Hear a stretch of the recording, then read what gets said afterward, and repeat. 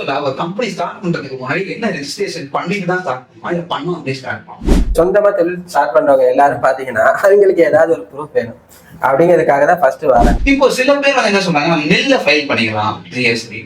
நெல்ல ஃபைல் பண்றதுனால என்ன பிரச்சனை வரும்? ஜிஎஸ்டி மட்டும் நெல் ரிட்டர்ன் ஃபைல் பண்ணிட்டு கரெக்டா கஷ்டப்பட்ட ஜிபேல பணம் வாங்கிட்டே இருக்கீங்க, பேங்க் ட்ரான்சாக்ஷன் எல்லாம் பண்ணிட்டே இருக்கீங்கன்னா அது முழுக்க வந்து ஆக்சுவலா அந்த ஜிஎஸ்டி வந்து சில பேர் வந்து பயப்படுறாங்க. ஒரு பணம் நம்மளோட பேங்க் அக்கௌண்ட்டுக்கு வந்துட்டு திரும்ப அங்கேருந்து கவர்மெண்ட் அக்கௌண்ட்டுக்கு வெளியில போதுன்னு வச்சுக்கோங்க, நமக்கு கொஞ்சம் வலிக்கத்தான் செய்யும்.